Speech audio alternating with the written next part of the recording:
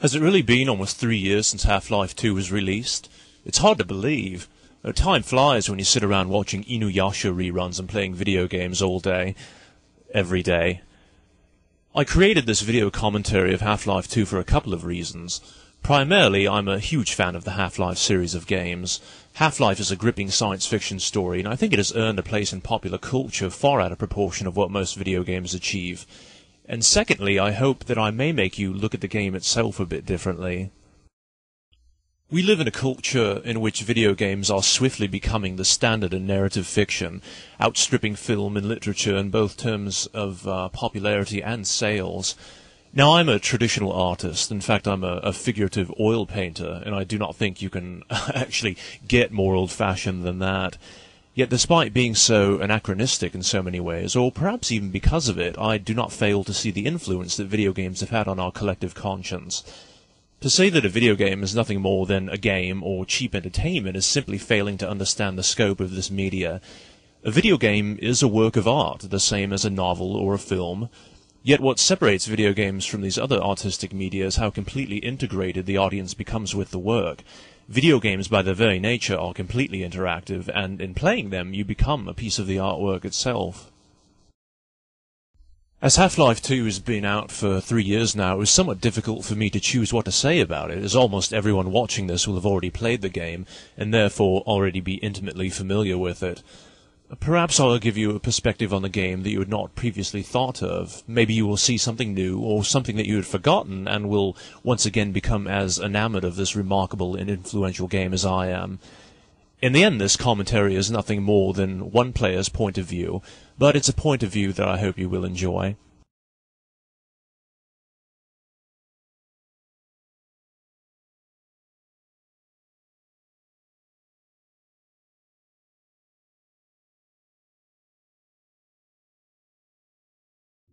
It would have been lovely of the G-Man if after 10 years in a physical suspended animation, on a different planet, in a different universe, if he could have had not even the politeness, but just the common decency to get Gordon up to speed. A cup of tea would have been nice, or perhaps just the most cursory briefing as to what has been transpiring over the past decade. But no, the man has proven to be a villain, and has unceremoniously dumped Gordon, without so much as a by your leave, a cheap Nokia mobile phone, or even a pocket knife, into a world that has been turned upside down. However, perhaps this improvised on-the-job training plays right into the G-Man's strategies. Now, before Gordon even steps off the train, we already know that something is dreadfully wrong. The train is filthy and old, and there are random bullet holes in the windows. Actually, I guess I know some cities where that would be completely normal, but for the most part, things feel strange. I do like it very much when the man says that he didn't see you get on. No, sir, I don't suspect you would have, seeing how I just teleported here from another universe. When we get off the train, there are two things we notice immediately. The first thing is the Combine scanner, which is in flight due to some means of propulsion that was not available to human science the last time we were on Earth. It definitely sends a very sharp message about the current state of affairs. The second thing is the large, smiling face of Dr. Breen on the public address monitor. Even at this very first moment, this first meeting of Dr. Breen, it's easy to see that he is feigning both his welcome and his remarks about the safety and security of City 17. And I think it's a real credit to both the animation and the voice acting that we're able to discern this just from his facial expression and tone of voice. Well, it's then that we meet our first member of the Filth. Now, I know that these guys are called Civil Protection, but I usually just refer to them as the Filth. It does not take long to realize that these shady figures wearing gas masks and body armor are in a position of authority, if for no other reason than the fact that they are bullying our fellow train passengers and that they are carrying cattle prods. Now, I also know that those are called stun sticks, but again, I just like to refer to them as cattle prods. By the time we get to these gates, where people are being selected like cattle to either board different trains to what is probably an exceedingly undesirable location, or else continue on into the city, it has become extremely obvious that we've been thrust into the middle of a fascist, military police state in the worst tradition of that type of organization. There's a moment of panic when we're singled out to follow this cop to God knows where. It looks even worse when we see another passenger about to be questioned, probably with a phone book or rubber hose, and then things deteriorate completely when we walk into the room and see a rather enormous amount of dried blood on the yellow linoleum floor. But then, Hello, what's this? My goodness me, that's Barney Calhoun, the security guard from Black Mesa. What an astonishing coincidence that in the entire world he was here to meet me only minutes after I got off the train. It's almost as if this extremely chance meeting were planned far in advance, as if Barney were waiting for me, having known ahead of time that I would be arriving at this approximate time and place.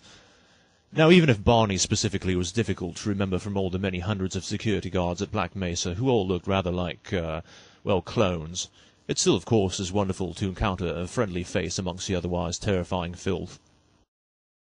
We then, of course, meet another old friend, Dr. Kleiner, who also hints that he knew ahead of time that Gordon would be returning. It's good to know that you're being looked out for, anyway. A lesser man than Gordon Freeman might already have started to develop a delusional messiah complex. Now, this scene is really one of my top 10 favorite parts of the entire game. I would give almost anything, well, anything under, say, $20, to find out of a group of maybe 1,000 players, how individual people deal with the can cop. He certainly presents you with a real dilemma. Should you surrender your dignity and dispose of the can, or should you pick it up and throw it at his head and risk the likely beating that will ensue? My guess is that most people choose to throw the can at the cop, whose only motivation is to randomly humiliate people, and he obviously deserves to have a can thrown at his head, and being unarmed, it's really all you can do. Now, if your timing is right, you can outmaneuver him and escape, because he will not chase you down any further than the entrance to the train station. I guess alongside being a real jerk, he's also not in very good shape. Of course, if you antagonize him further, as I like to do, he'll certainly give you a proper thrashing. The can cop's different reactions to your behavior, I think, are a real credit to the game's artificial intelligence. Now, there are other alternatives for dealing with the can cop. Let me read a letter I recently received. Dear Dr. Bree, why have you please think to suggest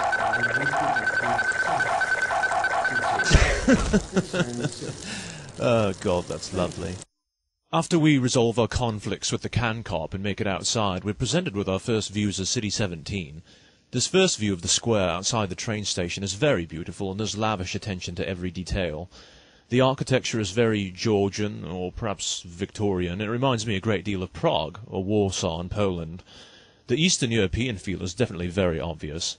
And now the centrepiece of this view of the square, of course, is the looming Citadel, of which as yet we know little, save that the architecture is definitely not Georgian or Victorian.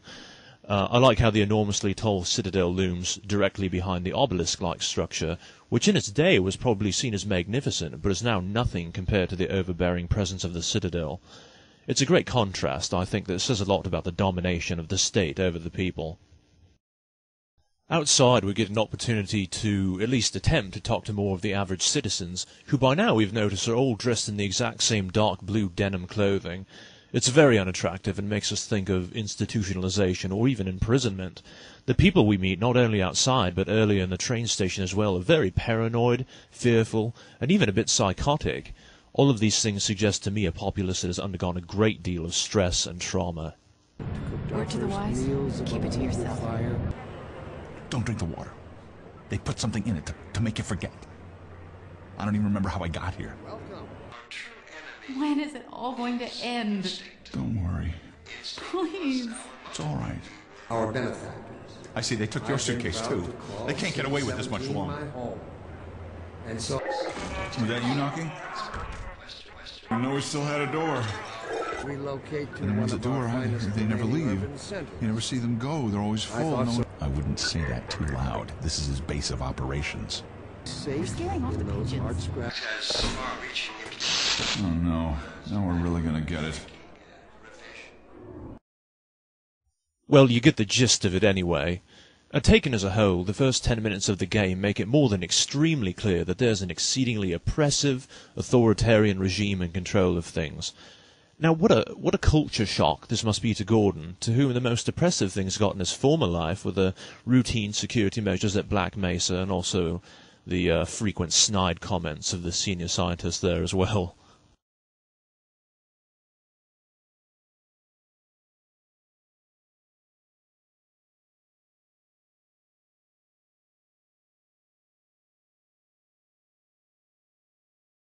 I don't think that anyone who has ever played Half-Life 2 did not know what Alex Vance looked like ahead of time. Long before, perhaps even a year before the game was released, her picture was ubiquitous on the internet. Well, the parts of the internet that were concerned with Half-Life 2. It was really a pity, because while something like this would not have been completely unexpected, it still would have been a rather pleasant surprise to find ourselves rescued from the Phil's cattle prod attack by a new sidekick, who is actually a lovely young woman. This first meeting really sets the stage for everything we will subsequently find out about Alex, especially that while she is young and lovely, she has also been hardened by the Combine occupation, and is resourceful, tough, and an excellent fighter.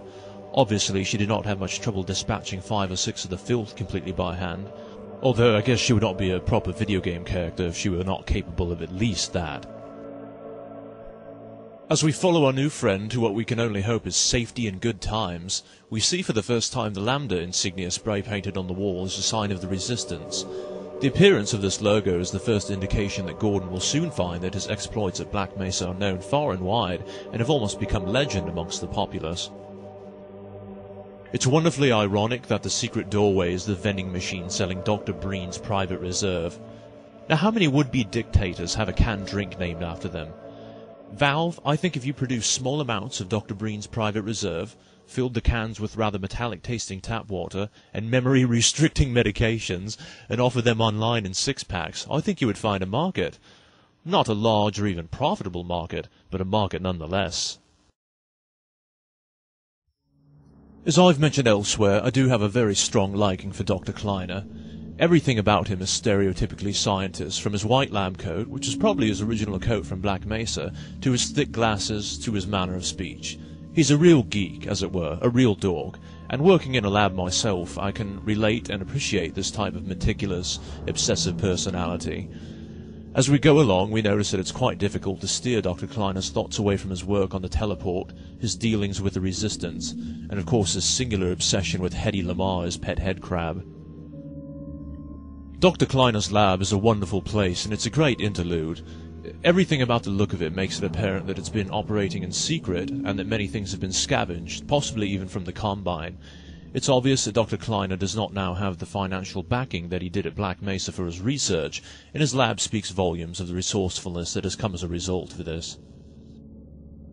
There are plenty of things to play with and look at, which is great because it gives the player an opportunity to practice manipulating the environment, which is of course one of the hallmarks of Half-Life 2. There's the small-scale model of the teleport, which transports not only the cactus plant, but any other object you can manage to fit on the small teleport's pedestal. One of my favourite things about the lab is the cork message board on the door to the teleport room. There's Dr. Kleiner's little doodle of Lamarr, his post-it note message to find her some more watermelon, which head crabs must like, as melons resemble a head, I suppose, in relative shape and size. Alex's childhood collage of Dr. Kleiner, and Dr. Kleiner's appearance on the cover of Popular Scientist magazine. From about the time we enter the teleport chamber onward through the rest of the game, the people around Gordon become exceedingly impatient and can scarcely wait a moment to hurry Gordon another step forward on his journey. Every time he talks to someone from this point forward, it's all, "Hurry up, Gordon, and get a move on, Dr. Freeman." I can understand that Gordon needs to complete his different tasks with all possible haste, but the relentlessness with which the people, and even Vortigons, hurry him along becomes rather extremely annoying. You know, sometimes I just want to have a look around. Sometimes I just need some Gordon time. After Alex successfully teleports to Black Mesa East, I'm starting to feel quite confident that things are going to go smoothly from here on out. Indeed, even the skeptical and impatient Barney is already back to his wisecracks, this time about our switch-throwing abilities. Now, even though I just did this several times in the first Half-Life, I'm still giddy at the opportunity to teleport anywhere, especially anywhere where Alex is located. But then, everything just sort of falls apart, doesn't it? Oh, bloody hell, it's that head crab, and she's definitely going to make a real mess of things now. It's great when we reappear, and Dr. Kleiner's first question is regarding the whereabouts of the head crab. Is Lamarr with him? Cheers, Doctor, your concern for my safety is touching. How curious that we also briefly appear in Dr. Breen's office. This is the first time we see him speaking to the advisor on the monitor, a being that really looks like a cross between a larva and a gas mask. Actually, I guess it's more like a larva wearing a gas mask. And finally, after things are really mucked up good, we reappear directly behind the window, and we startle Dr. Kleiner to the point that he screams, which, like the can cop, is one of my top 10 favourite moments in the game. Oh, well, I'll tell you what, this has really been a tough morning for Gordon. I do hope things start to improve. A cup of tea would still be nice, although I have to admit I'd even settle for a can of Dr. Breen's Private Reserve at this point.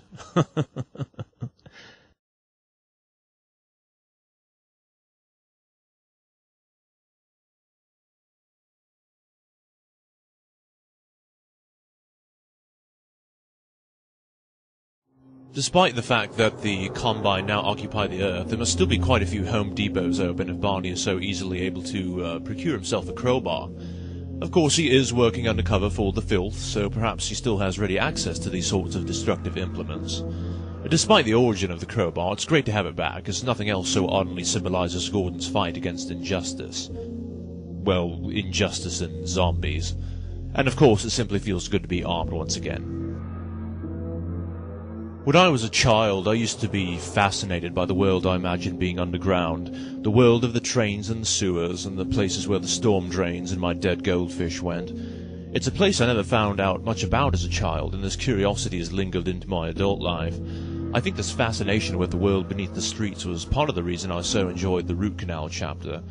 And also the name Root Canal, of course, being a great pun. Is it the root out of City 17, or is it the horrifying dental procedure? A lot of the structure we see underneath City 17 looks very old indeed, a lot of 19th century, perhaps even older masonry work of different qualities. There are some newer additions, of course, as well, as there always are in these types of places, like the great rusty pipes, which I'm particularly fond of, as I love the colour of rust. The textures are really great in Root Canal, and being a painter myself, I really do appreciate the considerable effort that went into them, so my many compliments to the Half-Life 2 texture artists. It seems fitting, with everything that we know about events so far, that one of the first things we encounter on our journey through the canals is police brutality. Of course, this scene immediately excites our anger, which we take out on the filth in question with our newly acquired crowbar, and then steal his partner's gun. I wondered at first how much worse it would have been if instead of the man, the cop was beating the woman with his gun, and I wonder if it was the filth, or if it was Val that decided that certain moral standards still had to be adhered to. A little further on we see what I called the massacre, and this is the summary execution by the police of a number of Underground Railroad members. But despite that event, and for some reason, I think if the cop here were beating the woman with his gun, it simply would have been too dramatic, somehow worse even than the execution. Well, now that we've killed 2 policemen, I suppose there's really no turning back, so we may as well just go nuts. One of my favourite things to do is to let these 3 filth get run over by their own bloody train. And to me, the fact that these 3 would run down an active train track with no siding speaks volumes about how amateurish a police force they actually are. When I look at the civil protection in Half-Life 2, I see a collection of high school bullies, security guards who weren't cut out for the police academy, and a hodgepodge mixture of sociopaths, petty thugs, and other assorted jerks. I think those who willingly went into the Combine service were just these sort of people. As we make our way out of the city, we seem to be travelling through increasingly industrial areas which create a wonderful atmosphere. Everywhere you see little reminders of the quote-unquote 7-hour war with the Combine, such as collapsed bridges, overturned automobiles, old train cars, and other mixed junk. Now, I've done a bit of so-called urban exploration in my time, so I definitely appreciate old, filthy industrial areas. One of my favourite views is that of the substation with its line towers and transformers. It must have been a lot of work to create this, but it's wonderful to look at. It's really a great model. Just like in real life, in Half-Life 2 there are hundreds of barrels full of flammable material just lying around, waiting to catch on fire or explode with only the slightest provocation. I think there are probably more exploding barrels per capita in the Root Canal chapter than any other part of the game. It's a very dangerous situation, but with a certain degree of care they can be used to your advantage. As booby traps, as pest control, to clear the way of debris, and of course to clean up the filth. There are a couple of great puzzles in Root Canal, such as the room full of exploding barrels and the drain pipe you must fill with water to get through. The example I show here, that of the room with the giant seesaw, is more of a curiosity, I suppose, than a puzzle, because the answer really is quite obvious. However, it does give a chance to highlight the game's physics, which of course are such an important part of Half-Life 2. The solution, of course, is to take all of the cinder blocks in the room and stack them on the back side of the board until there is sufficient weight to hold you aloft at the other end so you can jump up on the ledge. However, the quicker method, and given at the rate at which everyone is hurrying you along, seemingly the more prudent solution is simply to stack 4 cinder blocks along the wall and then jump your way to freedom. Rather suddenly we're introduced to the Manhack, a sort of robotic, twirling, razor-bladed drone of death. Only the Combine, I think, could dream up something as cruel as the Manhack, which doesn't seek out Resistance members and kill them outright per se, but merely cuts them to ribbons, leaving them scarred, possibly with rather deep wounds and potentially gruesome staph infections from living in the sewers. It's a good thing we've got that HEV suit on. You'll notice throughout the game that many citizens' clothing and skin bear the scars of former Manhack attacks, which gives some indication as to how often these implements are deployed. From the game's perspective, they're extremely annoying due to the difficulty in bringing them down and their persistence, but they certainly make quite an impression, quite literally, I'm afraid. And finally, we leave the sewers behind and find a sort of refugee camp located of all places in a highly radioactive toxic waste dump. The people here actually look surprisingly healthy for living in such a location. I would have expected there to be a lot less hair and teeth, and a lot more infected lesions and bleeding gums. This is also the first time we see the Combine using headcrabs enclosed within a sort of giant artillery shell as a biological weapon. For all of the Combine's ruthlessness, they really do not have very efficient weapons. All the headcrabs do is create the equal number of zombies, leaving everyone with a wholly new problem. And of course we encounter this poor fellow, and try as you may, there's no way to shoot the head crab off his head without killing him as well. It's a pity, because maybe he'd seen my goldfish.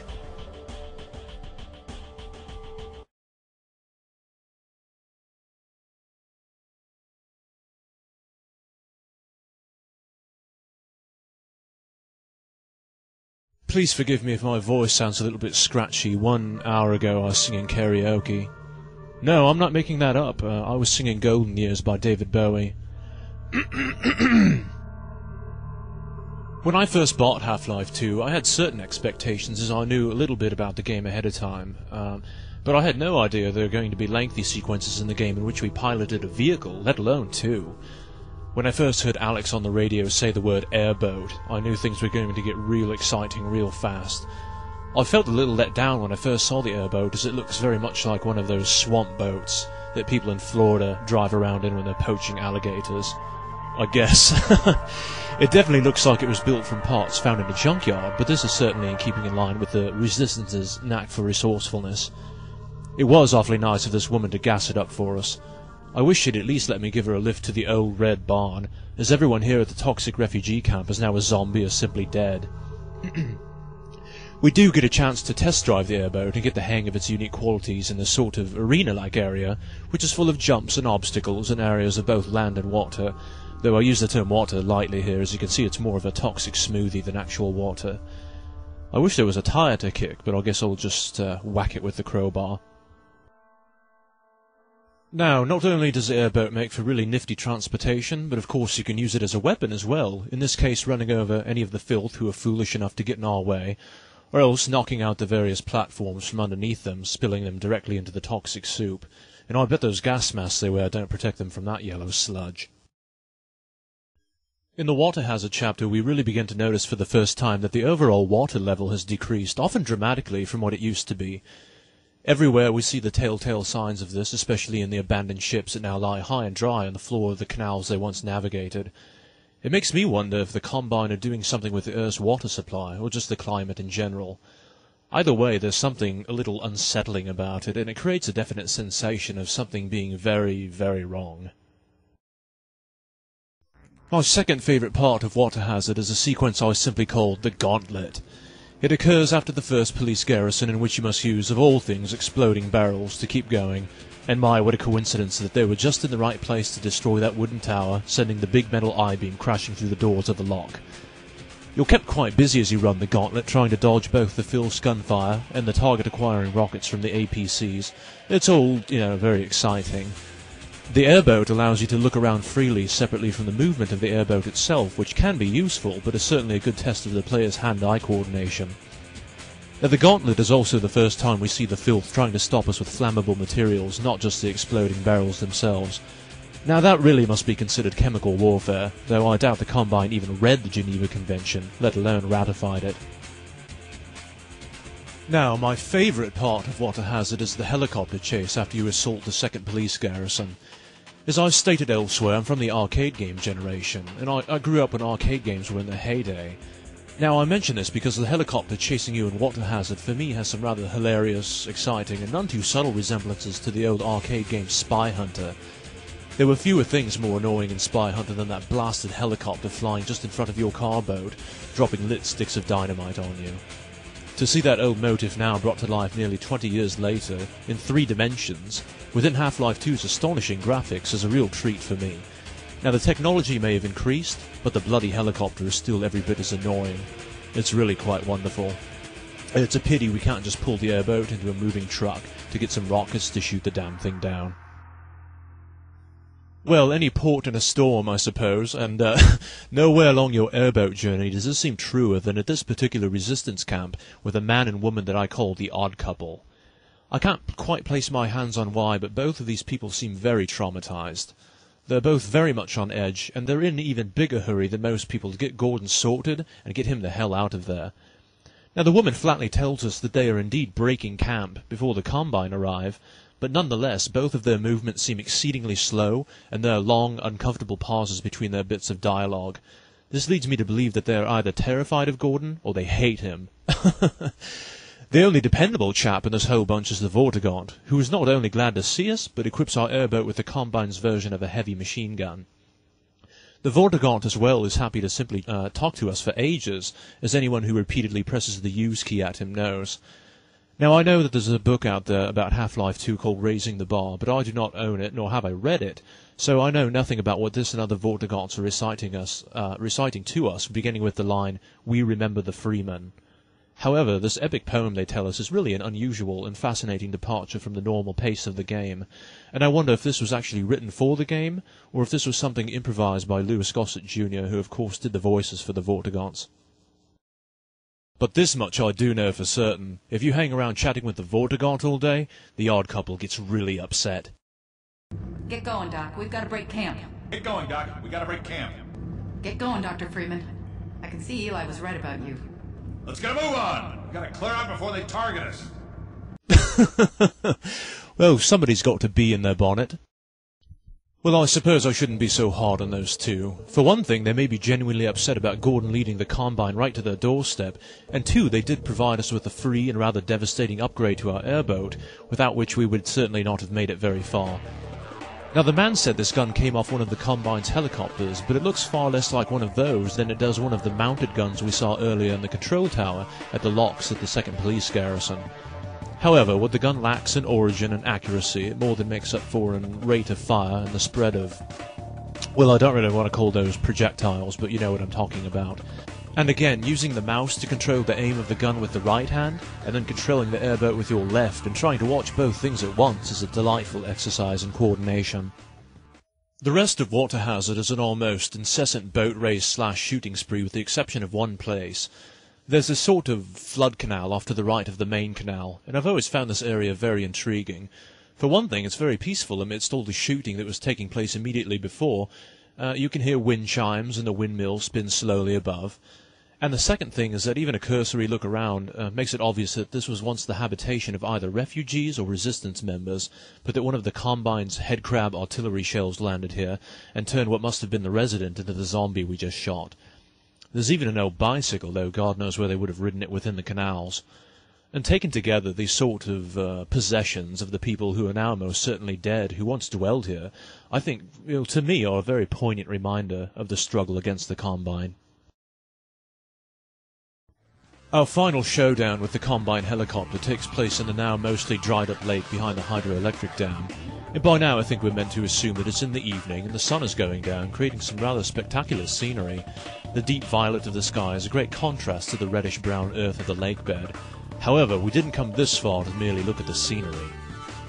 Now, I think it's conceivable to think that we've been encountering the same helicopter over and over again, and that it has simply been going back for repairs each time we've nearly shot it out of the sky, but not quite.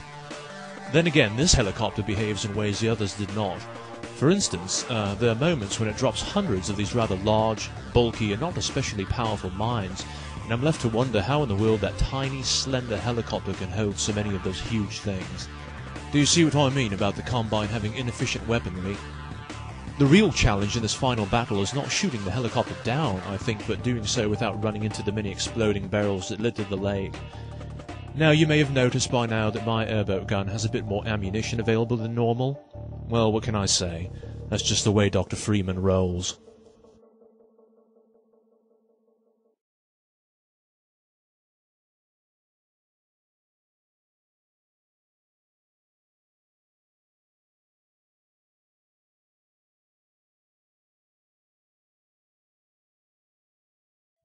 The first time I played Half-Life 2 and I heard Dr. Mossman's voice on the speaker of the airlock, I thought it was a young boy. It turns out it was quite the opposite, and she just has a sort of throaty voice.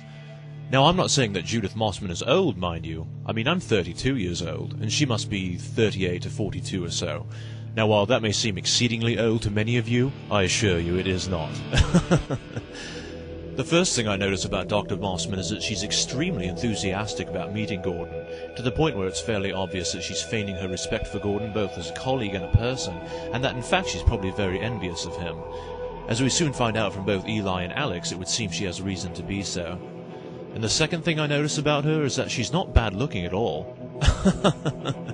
Now, I know she certainly has her share of faults, but she's also a fine scientist, according to Eli, and I think throughout the game, despite acting a little silly on occasion, she never fails to do precisely what she feels is the right thing, and that's a fine quality in a person, even if it does sometimes lead them astray. I like Dr. Mossman very much for the fact that she's not pure evil, like Dr. Breen, and not a complete angel, like Alex, but in fact she's just like the rest of us, a person somewhere in between, who makes mistakes, but all in all does their very best. And the way I reckon it, I've got a shot with a woman like that. And more than anyone else in the game so far as well, Dr. Mossman at least takes the time to get us up to speed on the remarkable progress that has been made by Eli and Dr. Kleiner in the field of portal technology. The lift ride down to the lab is quite entertaining as well, as we get to see the Vortigaunt and the human playing chess, on a rather oversized chessboard, and the two Vortigaunt chefs preparing head crabs. Yum. It took me a few plays through the game to notice these things, because I was usually spending most of my time looking at Dr. Mossman's sweater. Eli Vance is an excellent contrast to Dr. Kleiner, and this leads me to believe that this is why they're such a good team. Eli is laid back and personable in every way that Dr. Kleiner is uptight and introverted. He seems to be in good spirits and retaining a sense of humor despite the circumstances, losing his leg, the world coming to an end, and living in the basement of an old hydroelectric plant. Nevertheless, beneath his easygoing exterior, I do get a certain sense of strength and even grimness about his character.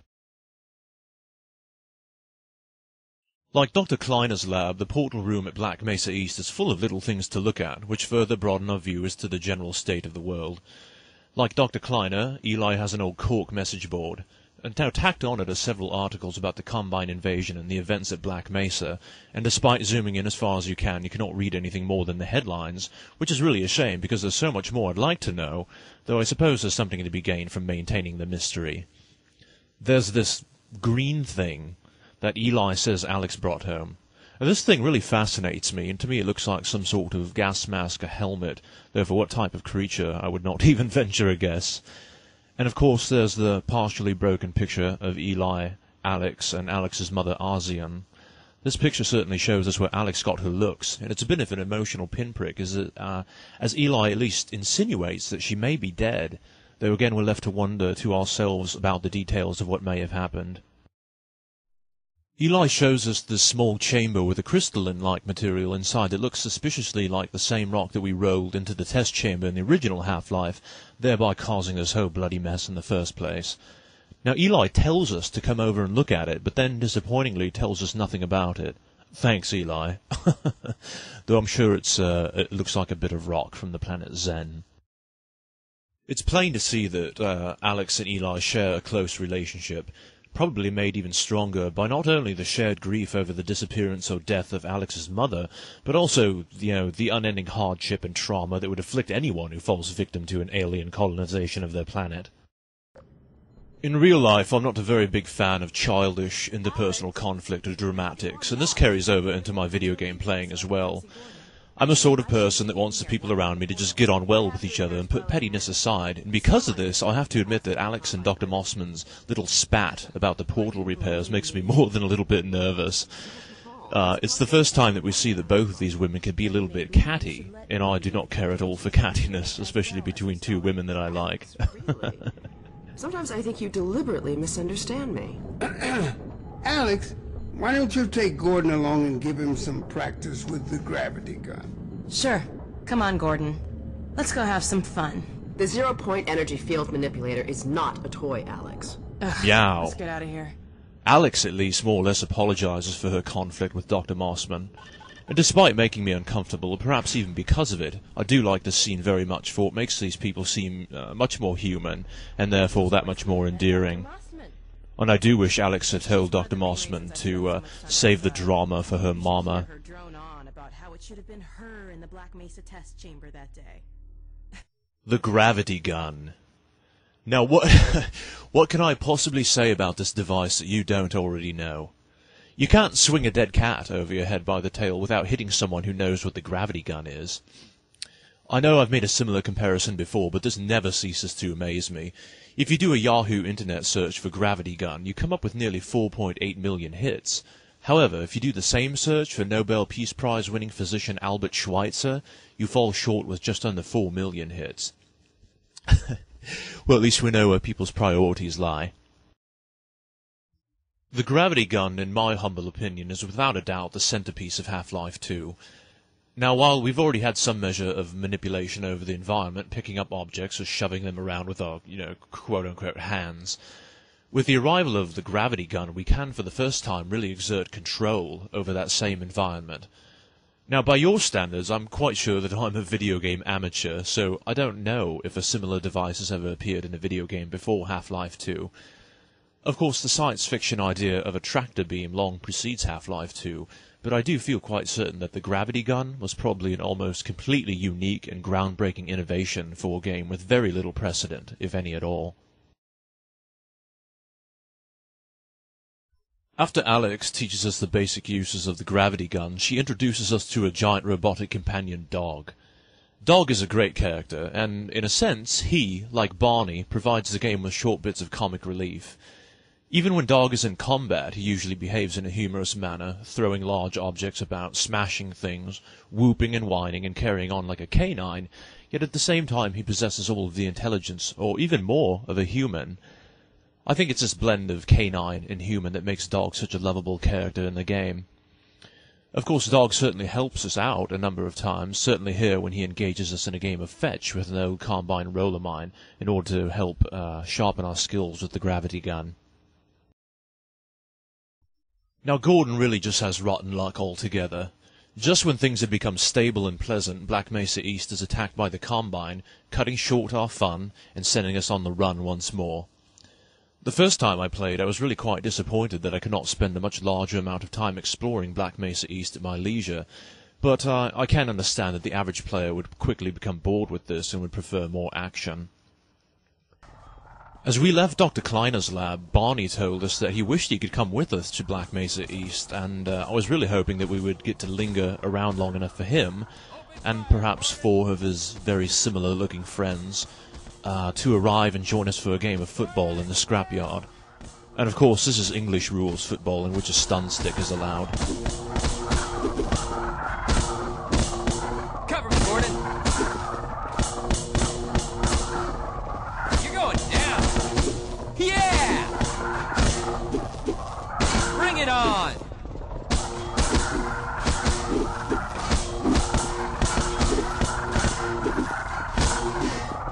Little help here, Gordon? Yeah! Open fire, Gordon!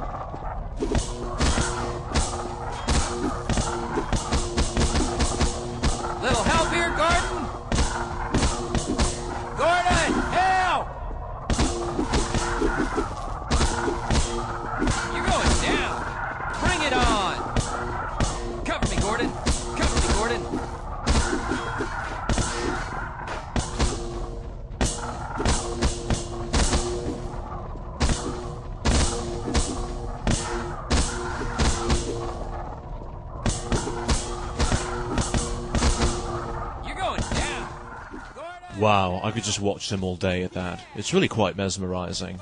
I wish there was a way to make that into a screensaver.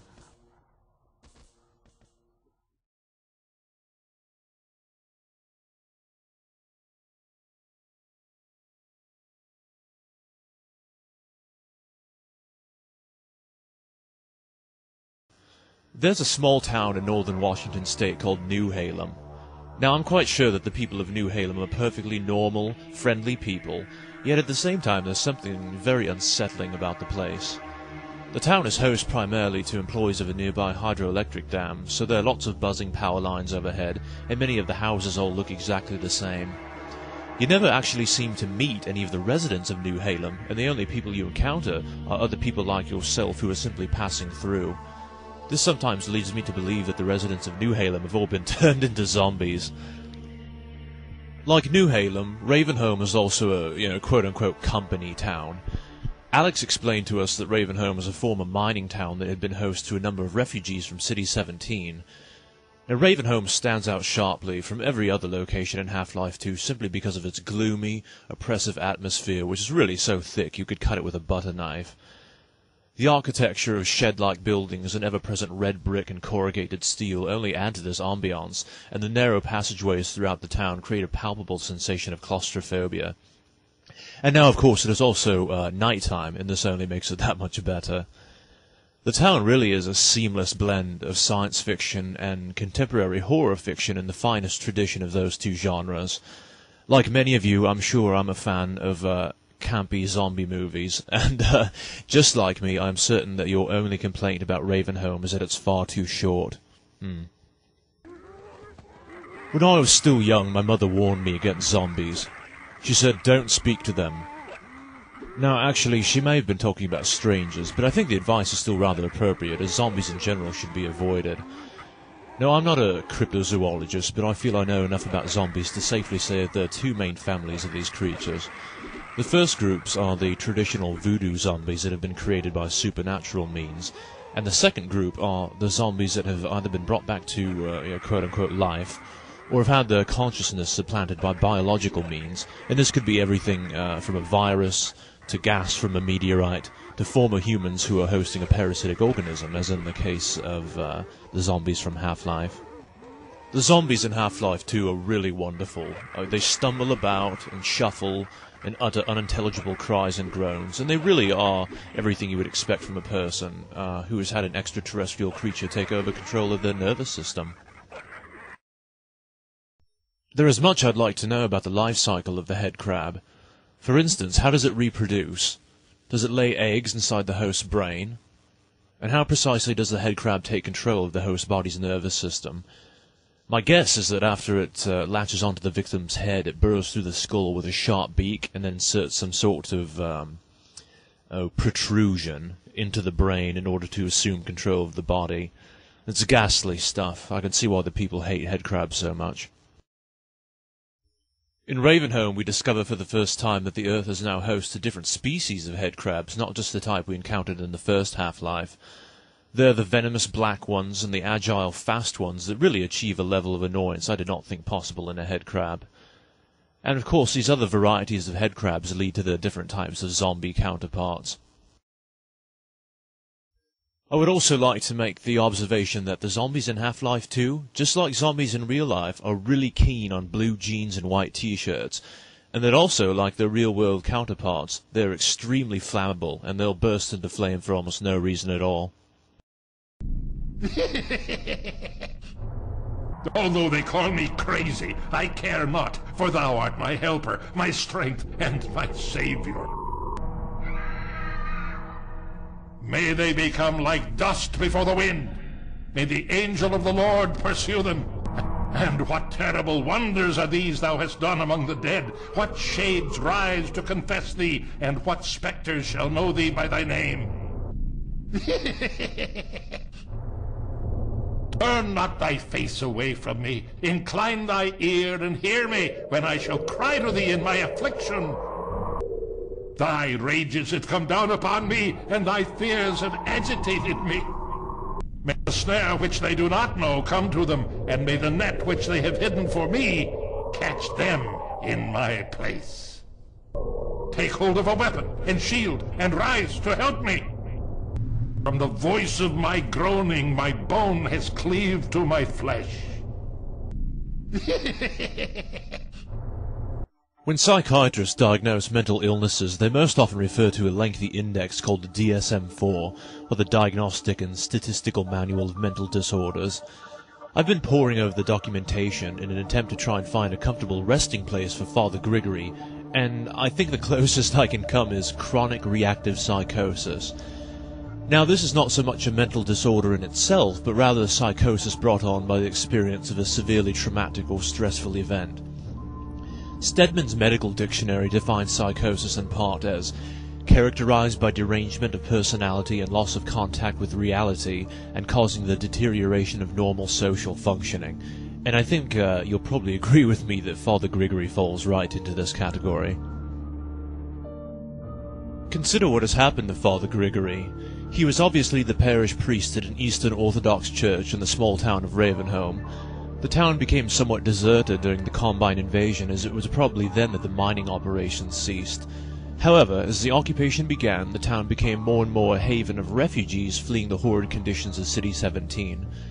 Grigory was probably the de facto leader, or at least the spiritual head of this group of people, about whom he probably genuinely cared a great deal. Eventually, the Combine realized that Ravenholm was an outpost of refugees and probably resistance members as well, and launched a series of headcrab artillery barrages against the town. The people probably fought desperately but vainly against the onslaught, and unfortunately everyone eventually succumbed to zombieism. Father Grigory was the lone survivor of this event, and the stress of it was probably more than his kind heart could bear, and so his mind cracked a bit in a psychological defense. His mind fell back on the one thing that never let him down, his religious faith. In fact, his faith must be very strong, because if you take a good look at his hand, you'll notice that there's a cross branded on it. Youch. He seems to equate his people hosting headcrabs with demonic possession. He still refers to the zombies as his congregation, and he fancies himself a sort of avenging angel, setting free the lost and tormented souls of his former charges, i.e. by killing them. Despite Grigory's little forgivable eccentricities, he certainly helps us out of a few jams, and certainly I've never seen anyone wield such a deadly double-barreled shotgun. His various booby traps are somewhat helpful, but far more entertaining and elaborate than was probably necessary, but as Grigory himself states, he has a large amount of time on his hands. In some ways, Grigory reminds me a bit of Colonel Kurtz from Apocalypse Now, and in fact he seems to bear, at least to me, a mild resemblance to Marlon Brando in that role. Ravenholm certainly reminds me of Kurtz's camp at the end of the river, with its proliferation of dead, decaying bodies lying around or hanging in various positions like it were a rummage sale of human corpses. The final showdown against the zombies in the graveyard is of course the climactic finale of your journey through Ravenholm. It really is all of the best stereotypes of zombie fiction put together in one place. It's night time, the moon is full, you're in a graveyard full of zombies, you're cutting the zombies in half with circular saw blades, there are explosions and fire, and you're in the company of a ranting priest with a shotgun.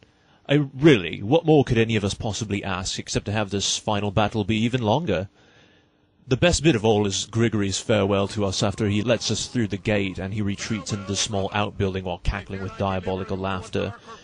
It really is a fitting end for a time spent in this accursed town, yet at the same time I'm always disappointed that I'm leaving Ravenholm, for it's like a...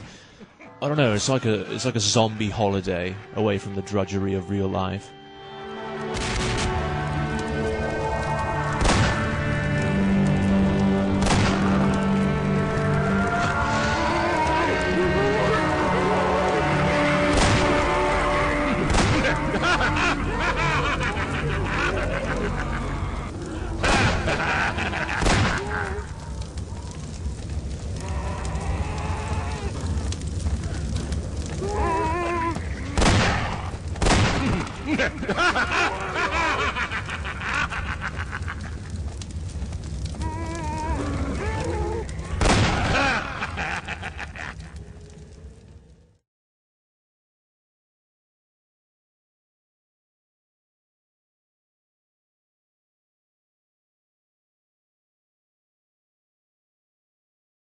Now I'm secure enough in my manliness, no really, I mean it, to admit without shame that the first time I encountered living Combine soldiers I had nightmares for about 3 nights in a row.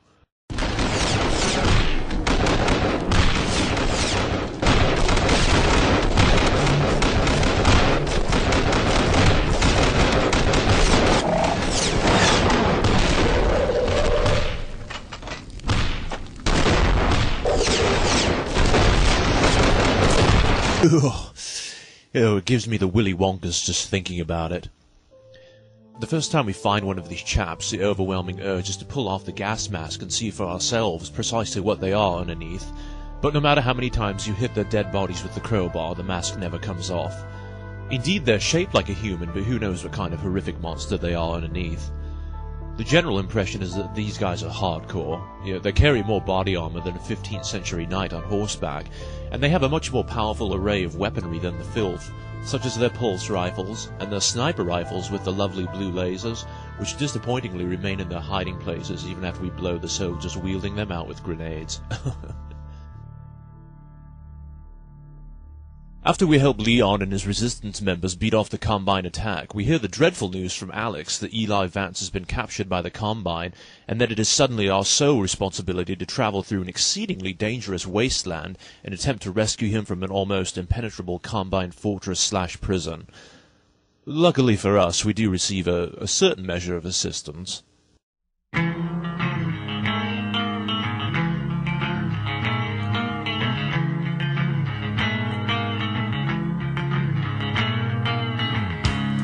Blind spider took the wheel, navigating grass blades completely by feel. Got a sassy chassis, sparkling in the sun. All 4 small bald fat tires, rocking through the sand and burning up. Little dune bug out in the sand. A little blue dune bug out in my hand.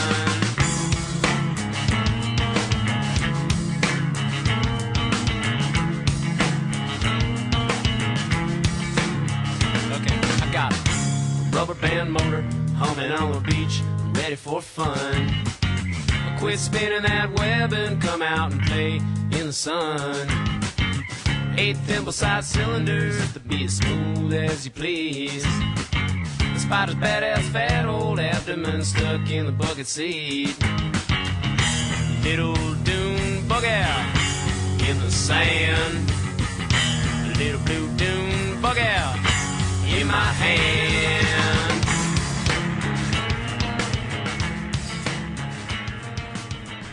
The scout car, like the airboat before it, is constructed from scavenged bits of this and that, probably junk out of a scrapyard. Though, to be honest, it looks somewhat more professionally made than the airboat. A curious thing about the scout car is that while there are 2 headlights on the front of it, they do not work, which is a shame, as there are a great number of lightless tunnels on Highway 17. The scout car makes it possible for Gordon to traverse very long distances, which otherwise you would not be able to cross. Now, while the airboat was more versatile in that it could proceed over both land and water, the scout car is much faster and allows us to outrun, or even run down, the many hazards that await us. The attached gun is not especially powerful, but it does have an unlimited supply of whatever that is that powers it, and it does make a lovely noise when it fires. And the ammunition crate on the back carrying extra magazines for the MP7 proves to be rather useful as well. There were many games before Half-Life 2 in which you piloted a vehicle. Well, the obvious ones like Gran Turismo and other racing games come to mind. But Half-Life 2, I think, was unique in a first-person shooter game in that it introduced vehicles that were completely controllable by the player. Now, even the first Half-Life, of course, had the train cars that we could drive, albeit only backward and forward. These cars were on rails and gave us almost no opportunity to really explore the environment or test the vehicle's capabilities. They were mere transport. But the 2 vehicles in Half-Life 2 allow us to explore large areas of the world and do so very quickly if necessary. We're somewhat constrained within the bounds of the map, of course, but there's still a relatively large amount of space to investigate or simply drive around in, and this alone is highly amusing.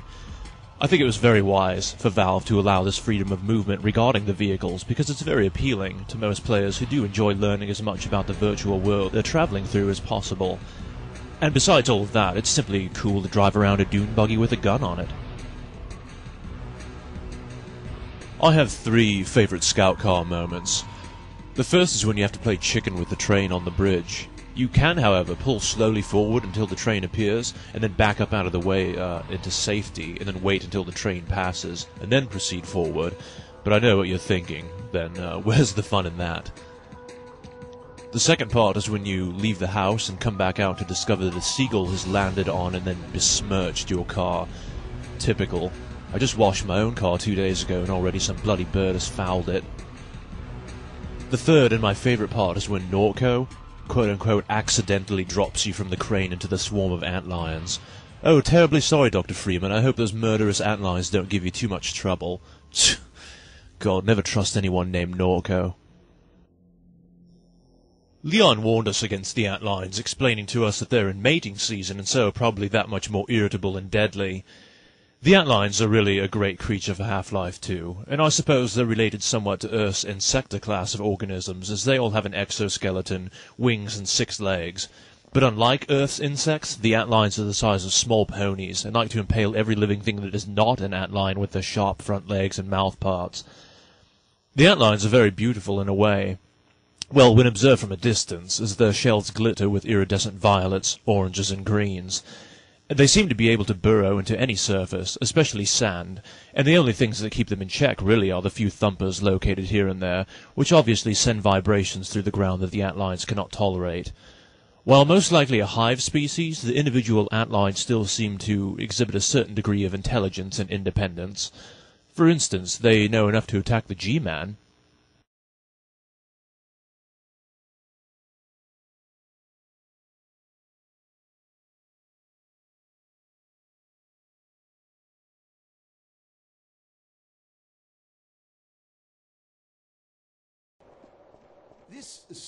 Now, we've met some strange folks along our journey so far, but no one as yet has quite had the peculiarity of Odessa Cubbage. He's really an enigma, a real mystery. I refuse to refer to this gentleman as Colonel, as I have my doubts that he was even in the Salvation Army, let alone a general officer in the regular army. I think the title Colonel, frankly, is a name that he bestowed upon himself, as it's plain to see that the back of his jacket reads Security. But at the same time, he does have a legitimate-looking service bar pinned to his left breast, so it's difficult to say. He certainly maintains himself like a colonel, staying well out of harm's way while others do the fighting for him. His only redeeming quality, really, is that he does provide us with a rocket launcher. I also think that Cubbage deliberately poshes up his accent to the point that he sounds like both an Eton and a Royal Military Academy Sandhurst graduate. Now, I know that my own accent is a bit dodgy, as it's a mishmash of Belfast, London, and Seattle, but Cubbage's is most unnatural sounding. Now, what is strange to me is that in Half-Life 2, which is supposedly located in Eastern Europe, every single person in the game is from North America, and probably the United States, with the sole exception of Father Grigory and now Odessa Cubbage. I don't understand why the one British person in the game has to be such a twit. Thanks a lot, Valve. No, I do realise that Cubbage is supposed to be a bit of a comedic relief, and indeed he does remind me somewhat of a John Cleese parody of an army officer. Farewell. And please tell Dr. Vance that Colonel Cubbage regrets not having been able to rescue him in person. There's a lot of speculation about where precisely in the real world Half-Life 2 takes place. Most agree that it's in Eastern Europe in a former Soviet state, but I've heard plenty of differing opinions on where specifically we're located. My own personal opinion is that City 17 is the Ukrainian city of Odessa, and the seascapes we're traversing along the Highway 17 chapter are the coast of the Black Sea. Certainly the biggest clue so far is the coincidental name of Odessa Cubbage and his resistance camp, which itself is known as New Little Odessa. The city of Odessa would certainly be consistent with what we have seen so far in the game. Odessa in real life is a major seaport, as is City 17 apparently from the large number of canals and shipping terminals surrounding its outskirts, and even the architecture of the city of Odessa resembles much of that in City 17.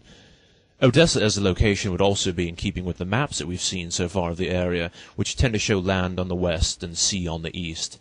And look out for those sea monsters. For me, the most memorable part of Highway 17 is the bridge. Now, of course, we cross many bridges along this road, but I am referring to the bridge, and if you don't know which one I'm talking about, I don't think you've ever played the game. What astounded me the most about the bridge the first time I saw it was its intricate construction. No detail has been left out, and the steel girders and huge concrete pylons of this massive cantilevered railroad bridge are absolutely amazing. Really, I hope you'll agree with me that this is an entirely fantastic model, and what a large amount of work it must have been to create it, so a job very well done by the game's 3D modelers on the bridge. We're very high up from the surface of the sea, and balancing our way across the crisscrossing girders creates a palpable sense of tension.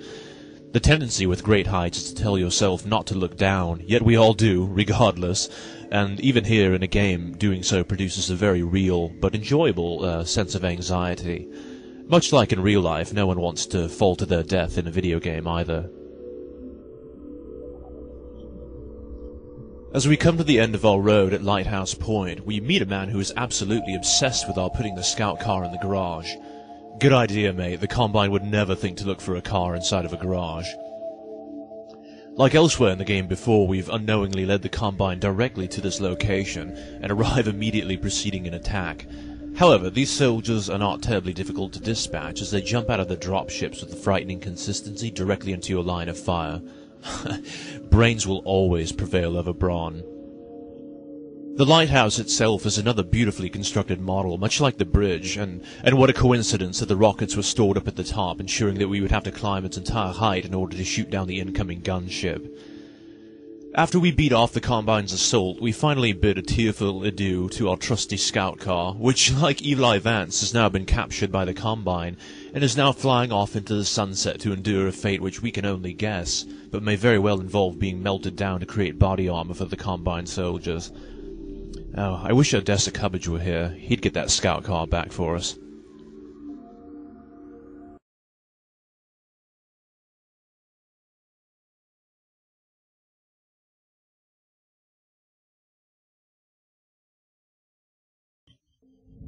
Right now in the Steam forums, there's a thread entitled, "What's the Deal with Laszlo?" This is a great thread, I might add, simply because the scene in which Laszlo is killed is such a dramatic yet mysterious event. In the forum thread, it's intensely debated as to whether or not you can actually save Laszlo from the Antlions, but the majority of people claim you cannot, and I tend to agree. Now, naturally, the purpose of this scene is to warn us of the hazards of stepping on the sand, but it does so in a very dramatic and yet somewhat funny fashion, and I do mean both funny ha-ha and funny strange. Laszlo's friend claims that he was the finest mind of his generation, but then does not elaborate, leaving us to wonder what precisely this cryptic statement means. And really, calling someone the finest mind of the generation is a rather grandiose claim. As we leave, Laszlo's friend tells us to go on, as there is quote-unquote something that he has to do. In what precisely this something may be, we cannot find out, for if we linger, the man simply sits there and stares at Laszlo indefinitely. Perhaps it's better that we don't know. After we leave the man behind to do God knows what to Laszlo's corpse, we pass through a delightful area that's really a great deviation from all of the shooting and action we have just gone through. We're forced to make our way across a beach to the Vortigaunt camp without stepping on the sand, for as we now know, doing so will unleash a hellish swarm of violent antlions. This area of the game reminds me a great deal of games I played as a child with my cousins, in which we had to make our way through various rooms without touching the floor, which we claimed was molten lava, acid, or some other equally deadly substance. But of course we were soon dismayed by parents that did not want us climbing on top of the furniture. Luckily Gordon's parents are not with him, so we're free to explore the beach at our leisure, however hazardous, which is littered with an enormous amount of wreckage and other assorted junk. What I like most about this beach is that we're free to spend as much time as we want looking around and finding newer and cleverer ways of not stepping on the sand. And for once, there's no one nagging Gordon to move along. And P.S. cleverer is indeed a word. I checked. I looked it up. As soon as you step up on this ledge and hear the dreadful incidental music, you know things are going to get really pear-shaped. It looks even more suspicious when we see the two dead, broken bodies lying down on the sand. The first time I played the game and found myself here, I lingered a while on the edge of the rocks, debating whether or not I should sprint across the sand, or go back and retrieve some objects from the beach to use in crossing the sand. I hung around because I had the distinct impression that something quite horrible was about to happen. And of course, as soon as your toes hit the sand, all hell breaks loose. The Antlion guards are without a doubt the most extraordinary creature in the game. To me, they really rather resemble a cross between a horse and a lobster grown to enormous size.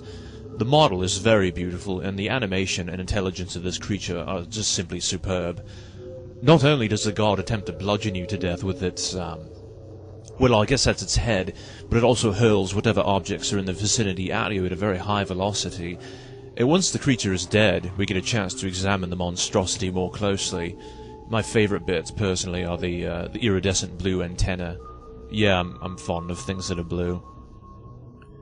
Well, the Vortigaunt comes out of the cap and zaps open the dead Antlion guard. And I'd sort of like to know where this Vortigaunt was at when the guard was trying to kill me.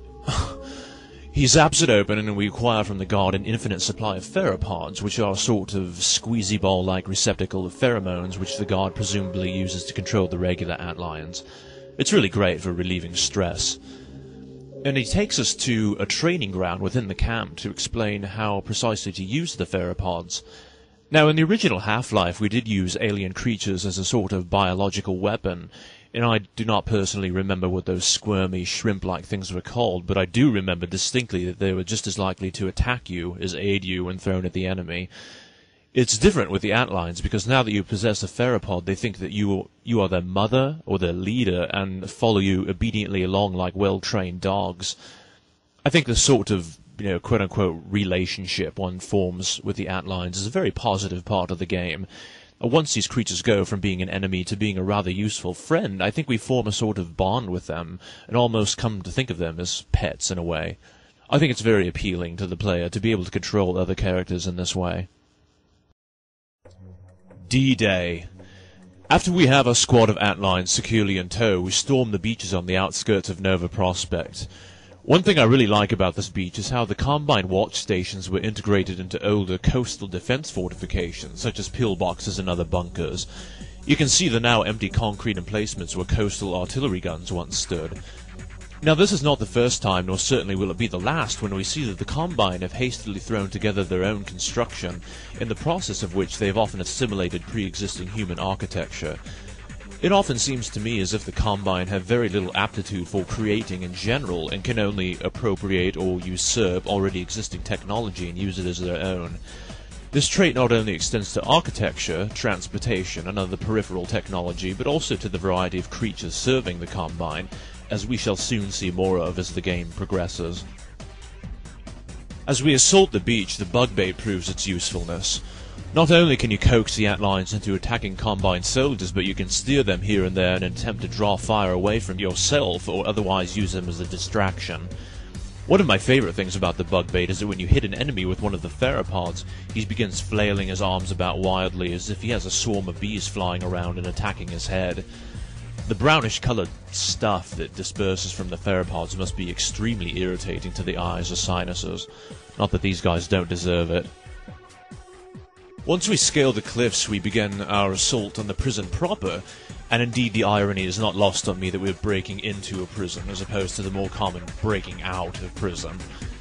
This sequence is arguably the hardest part of the game up to this point, as there are a great number of things going on all at once. Not only do we have to take out the Combine soldiers in the guard towers and watch stations, but we also have to contend with the two Combine gunships that appear seemingly out of nowhere and lay down an extremely deadly hail of fire. You're kept on your toes as you try to fight the soldiers, dodge the gunship's fire, keep the Antlions as far from you as possible in order to draw the enemy's fire, and attempt to shoot down the two gunships all at the same time. In the sequence I show here, I'm cheating for the benefit of the video, so don't feel bad. However, as difficult as this battle is, it is certainly survivable with the right timing and efficient use of the resources available to you. Once you finally bring down the two gunships, the silence seems almost overwhelming, except for the sound of distant gunfire and the hissing of your troop of Antlions. The first time I made it through this sequence, I felt an enormous amount of relief, wondered how things could possibly get any worse than that, and felt that it would probably be smooth sailing from this point onward.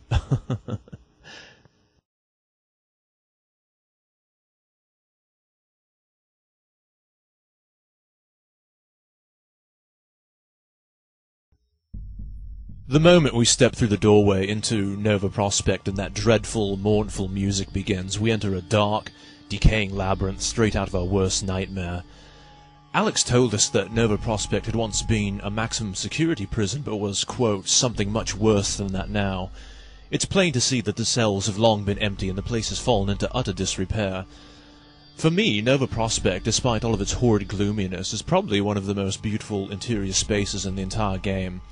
Much more even than Ravenholm, Nova Prospekt exudes a very palpable terror. The dimly lit rooms and textures of bare metal, concrete, chipped paint, broken glass, rotting tiles and rust combine to create a very strong sensation of trepidation and distress. Now, I've never been to prison myself, and visiting Nova Prospekt is one of the surest indications why. I have, however, in my time explored abandoned prisons before, and the resemblance between those places and Nova Prospekt is quite striking. It's clear to me that the Valve team simply must have visited and researched just such a place in their creation of this prison. Nova Prospekt really is a job very accurately and exceedingly well done. Alex's vague statement about the present function of Nova Prospekt made us wonder indeed what exactly the prison is being used for. It's quite clear that at the very least it is no longer being used to house criminals. It makes me wonder a great deal about the fate of the former inmates.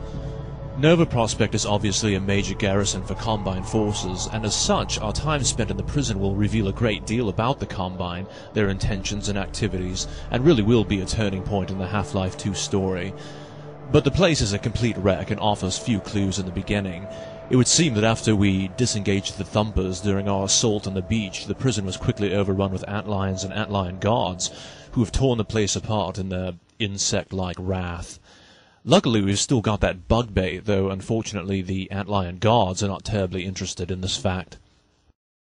One very interesting thing I've noticed about the Antlion guards is, unlike other NPCs in the game, in fact every other NPC in the game, you can pick up their dead bodies with the gravity gun. It's very strange. We encounter a new Combine weapon in Nova Prospekt, the automated floor turret. Like most of the Combine's weaponry, these turrets are not especially powerful and are more of an annoyance than a threat.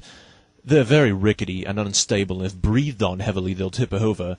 You'd think the Combine would have efficient enough engineers to create a tripod base for the turret with legs much further apart for increased stability. Do you see what I mean now about the Combine only being able to assimilate pre-existing technology and then only barely being able to improve upon it? We saw the first version of these turrets being deployed by the Marines in the first Half-Life, and those were far deadlier than the Combine's turrets. By far the most interesting and informative part of our time in Nova Prospekt is the sequence in which we overhear Dr. Breen's broadcast to the Overwatch forces, reproaching them for their inability to capture or eliminate Gordon. We hear for the first time Dr. Breen refer to the Combine soldiers we've been fighting as transhumans. Now this term suggests to me humans that have been selected to undergo genetic and perhaps even surgically engineered mechanical and electronic modification to make them into a newer, supposedly more highly evolved form of human. And in fact these suspicions seem to be confirmed by the appearance on a monitor of an image of a deceased Combine soldier whose mask and body armor have been removed, displaying the signs of rather significant surgical alterations. His larynx has been removed and replaced with an electronic transponder of some sort. There is a very visible scar down the front of his chest which suggests more internal modification, as does the large receptacle on the right side of his lower thorax. And there is also a large scar/indentation on his head which suggests to me the concealment of some sort of computerized brain implant. Now this soldier is one of the strangest curiosities of the game, and it is indeed a turning point, as we now realize for the first time that the Combine are utilizing the human species as a resource to be consumed in their vast military machine. We also see on the monitor for the first time a stalker, though at this point we cannot find out anything about this emaciated creature hanging from the wall, so little do we know that this was a former human that has been completely and utterly modified to become a drone-like slave for the Combine. Dr. Breen also reveals in his broadcast some facts regarding his own position within the Combine structure. He refers to himself as an administrator, but it is clear in actuality he is merely a liaison to the Combine and provides a human face to the authoritarian regime in order to keep the populace more or less in a state of pacifism which would not be possible if the Combine were to rule directly. He refers to the Combine as our benefactors, but even in the tone of his voice he seems himself to be stating this in a somewhat sarcastic manner. and it's obvious to all that there's nothing beneficial about the Combine's rule. Dr. Breen's broadcast is one of my favorite parts of the game, and I believe it is an extremely important part. Gordon was in suspended animation for a very long time, and as yet during our journey no one has bothered to fill us in on what has happened on Earth during the Combine occupation. We've gathered bits of information here and there by chance, but for the most part we've remained in the dark. Now, if you're anything like me, you're very engrossed by the Half-Life story, and to finally get the facts from Breen's broadcast is like a surprise gift, and is a very satisfying part of the gameplay.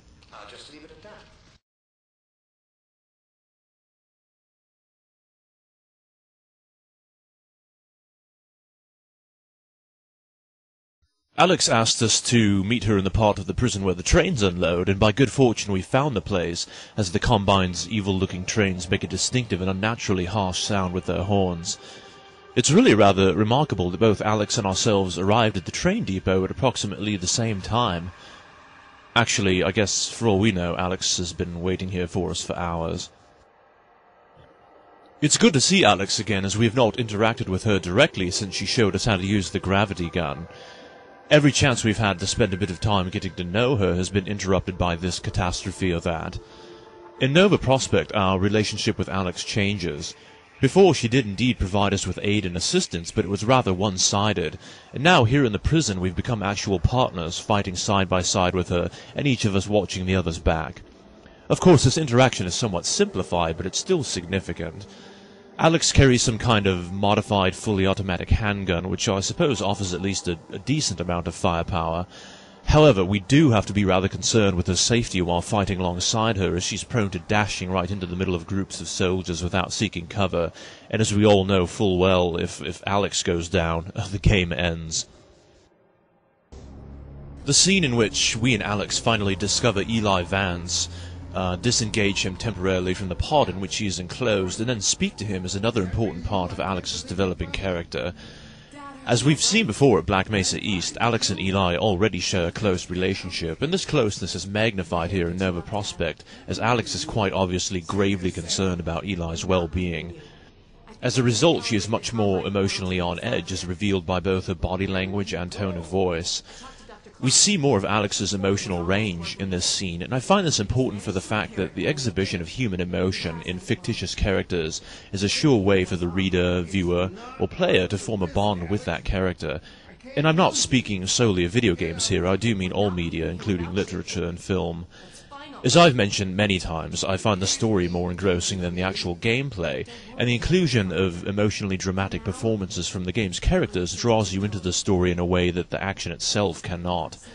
You begin to empathize with and even care about the well-being of these virtual people, and I find it an enormous credit to the game's acting and animation that we indeed do so. We see even more of Alex's emotions during the scene in which she hacks into the Combine mainframe, and we overhear a conversation taking place between Dr. Breen and Dr. Mossman. We learn here that Dr. Mossman was the person who led the Combine to Black Mesa East with the rather silly expectation that they would capture Gordon and leave Eli Vance alone to carry on his research in peace. But her intentions went awry, and in lieu of arresting Gordon, they have taken Eli as prisoner in his place, and now Dr. Mossman, for her part, at least does seem quite concerned with Eli's well-being. During the conversation between these two, we observe, for the first time, that Dr. Breen is extremely condescending, and shrugs off Mossman's pleas for Eli's safety with an almost whimsical aloofness. Probably the most notorious part of Nova Prospekt is what is commonly referred to as the Siege of Block D8. We've become separated from Alex again at this point, and after fighting our way through headcrabs and zombies and avoiding electrocution in a flooded room, we come to Block D8 itself. We're temporarily trapped in this area, and Alex contacts us via the radio on our suit to inform us that large numbers of Combine soldiers are heading our way. Now, I'm sure there are as many ways for dealing with the siege as there are people to play the game. There is a large number of debris lying around, and it is certainly possible to use the gravity gun to barricade oneself behind an expedient fortification of some type. However, the sheer number of Combine soldiers coming after you make even a well-built defense only a temporary solution. The best and easiest method for dealing with the siege is to take the 3 reprogrammed turrets that are available to you, turn them around, and then place them back inside their holding areas facing outward. After placing the 3 turrets in such a fashion, you back yourself into the remaining middle receptacle and await the onslaught. Now, most of the Combine soldiers will see the turrets before they see you and will expend all their effort trying vainly to shoot them down, or even knock them over if they can get close enough, neither of which they can do successfully because they are prevented from falling over. From this point onward, all you really have to do is outwait the siege and let the turrets take care of all the soldiers. We finally catch up with Dr. Mossman to find that she has the same general idea we had, and that is to use the Combine's Nova Prospect teleport to teleport Eli out of the prison, although as it turns out the destinations Alex and Mossman had in mind was somewhat different. Now, I know I said earlier in the commentary that I didn't like interpersonal conflict, even in a video game. Perhaps I was a bit too hasty, as I do very much enjoy when Alex finally confronts Mossman after discovering all of her ulterior motives. However, at this point, as far as Alex knows, Mossman is working completely for the Combine, and as a result, I think she actually keeps her anger somewhat in check for presuming Mossman has been faithless to Eli, the Resistance, and humanity in general. The biggest hint that Mossman is not all bad comes from not her own excuses, but from the fact that if you point a gun at her, it is automatically lowered. This only occurs seemingly when you point a weapon at a friend, which is a good thing for Mossman, as the overwhelming urge the first time you play through this scene is to simply shoot her and be done with it. As much as I like Dr. Mossman's character, she does indeed push her luck, although we do not know at the time that she does indeed have Eli's best interests at heart. This final showdown in the teleport chamber, I think, does successfully create a keen sense of tension. We're finally on the verge of freeing Eli, but the Combine are at the door, and it seems very likely that they will break in soon. There's a real sense of hurry up involved, and I always wish things would move along just a bit more quickly. Now, given Mossman's behavior up to this point, it's not at all surprising to us that she would hijack the teleport. In fact, it's Alex who takes it the hardest, and why would she not? After all of the effort she has gone through to rescue her father, what an enormous letdown to have his escape snatched away from her at the very last moment by a woman who is almost her nemesis. Eli and Mossman vanished to God knows where, and we're left with Alex to reset the teleport and get ourselves out of there before the Combine break through the doors.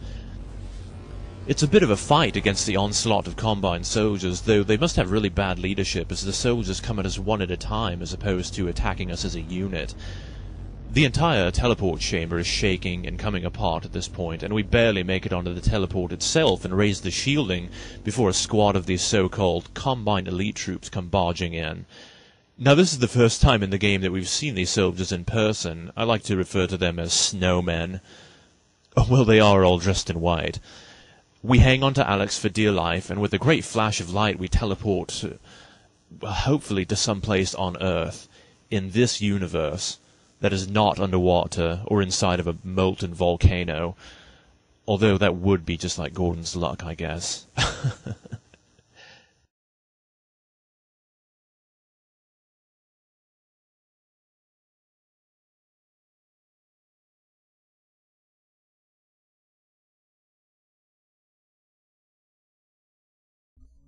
I do not know which part of the sequence was better, returning safe and sound to the planet Earth, more or less where we intended to go, or seeing Dr. Kleiner holding a shotgun. If you're like me, both things sort of make you feel warm and fuzzy inside. Now, Dr. Kleiner is quite surprised by our presence, and as he soon tells us, it has been an entire week since we teleported out of the imploding Nova Prospect.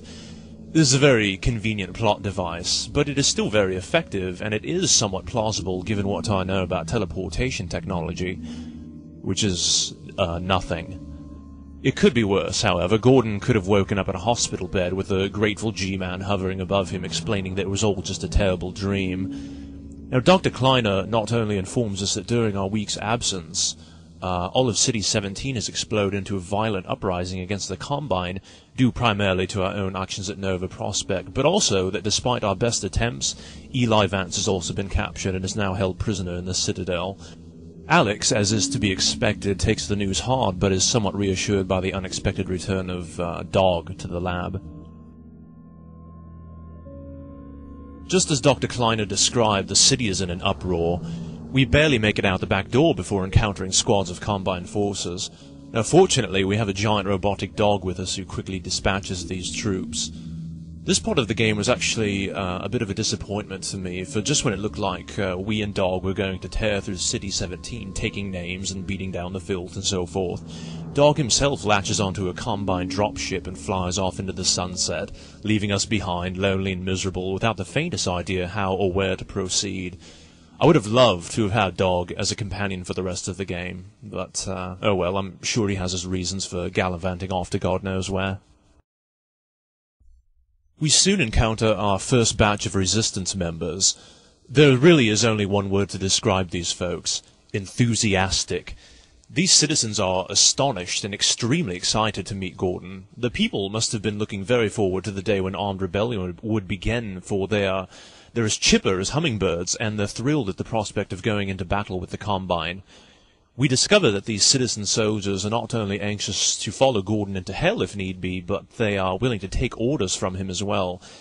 We can order our squad to go this way and that, though unfortunately when you tell them to go away, they only remain gone for a short period of time before they come running back to you. Now, I know these folks mean well, but I'm not the kind of person who enjoys giving or taking orders, and frankly, I do not want to be responsible for taking care of these people. Despite their shortcomings, the Resistance members do a marvelous job of blocking doorways, which not only trap you inside of a room, but also, and this is the good part, presumably keep the enemies out. The best intentions sometimes go awry, and I think this is the case with your soldiers. They fight hard and die fast, leaving you feeling awful for ordering them to their gruesome deaths. Now, I wish these citizens shared the same artificial intelligence as the Counter-Strike bots. Now those guys know how to throw a grenade into a group of their own teammates like pros. I'm awfully hard on the Resistance members, but they do their best. There is one person who always grabs my attention, and that is this female medic. You encounter her just before the Filth's first garrison in the apartment buildings. If you talk to her, she yells at you, "Can't you see I'm busy?" while attending to a wounded man. And after you walk away, the wounded man gives out a shout of pain, and the medic quickly abandons him to join your squad. My guess is that either the man dies, or else this little vixen cannot resist Dr. Freeman's obvious charms. I find this character appealing for two reasons. One, she actually looks very much like someone I know in real life. And two, she's petite, but she carries that huge shotgun, and with it she seems to fight much harder than the other squad members. She is always the first to close in on the enemy and blast away with little regard for her own safety. I always make an attempt to protect this woman as much as possible and steer her out of harm's way, and I often succeed, and as often as not she remains with my squad all the way up to the point where Alex is captured after destroying the generator. It's perplexing to me that I share this sort of, emotional attachment with a video game character, but as I've often stated, this is the power of good acting and writing. There's a great sequence when you have to make your way through a collapsed tunnel full of toxic waste and zombies. Before you enter, the man says that it looks nasty in there. Thanks for the tip, Skipper, I never would have guessed that on my own, and I do hope you appreciate the fact that I'm risking cancer and heavy metal poisoning just to open a locked door for you. The thing that never ceases to amaze me about this toxic tunnel is that halfway through there's a minivan that has its headlights on. It must have a long battery life, considering that the tunnel probably collapsed over 10 years ago during the initial Combine invasion, and the van has been abandoned since that time. House-to-house fighting. There are few things more exhilarating.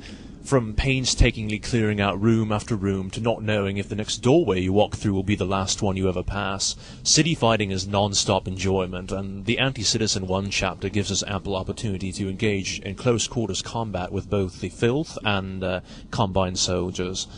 Now, I'm certain that those who have engaged in house-to-house fighting in real life may disagree that this is enjoyable, but fortunately we're talking about a video game, and the shotgun hasn't been this valuable since Ravenholm. Eventually, we meet back up with Alex, and I always wonder, what made that door explode? She explains to us that in a square outside there's a generator that needs to be disabled. This battle for the generator is another turning point in our relationship with Alex, for we have gone from receiving her assistance in the beginning of the game, to fighting alongside her in Nova Prospect, to now directly protecting her from harm while she carries out the time-consuming business of disabling the generator.